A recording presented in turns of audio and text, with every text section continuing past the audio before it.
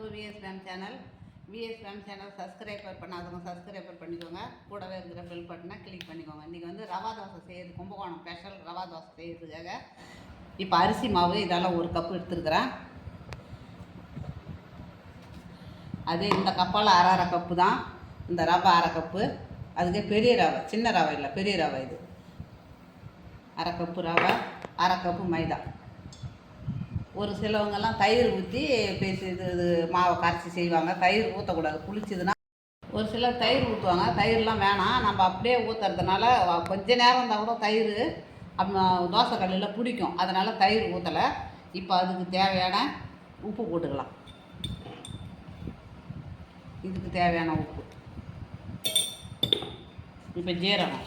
ஏன் ஜீரகம்னா அந்த மைதா போடுறோம் இல்லையா, அதுக்காக ஜீரகம் கொஞ்சமாக, ஒரு அரை ஸ்பூன் ஜீரகம், கொஞ்சமாக கேரட்,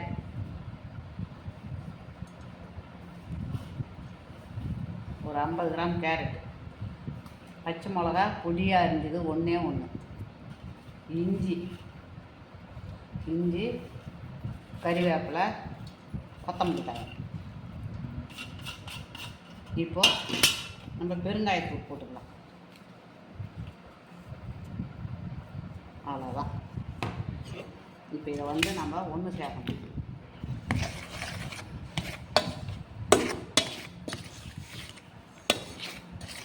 எல்லா மாவையும் ஒன்று சேர்த்துட்டு இப்போ தண்ணி ஊற்றிக்கலாம்.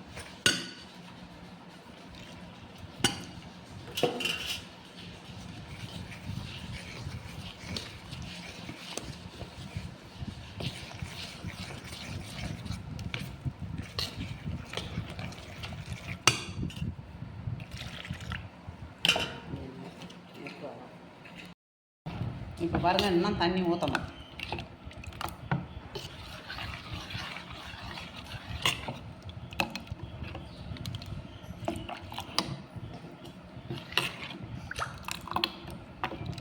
இந்த மாதிரி இருக்கணும்.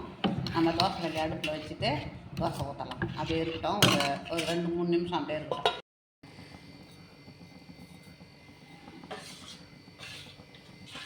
நம்ம அப்படியே ஊற்ற வேண்டியதுதான்.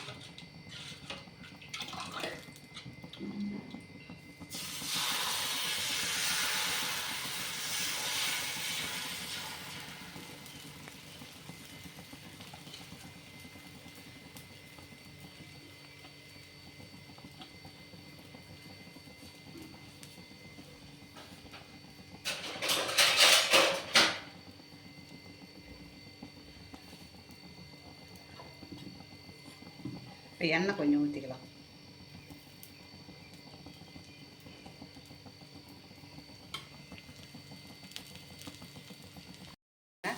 இப்போ நம்ம எடுத்துக்கலாம். எவ்வளோ இதாக இருக்கும் பாருங்கள், நூலாக இருக்கும் பாருங்கள் தோசை.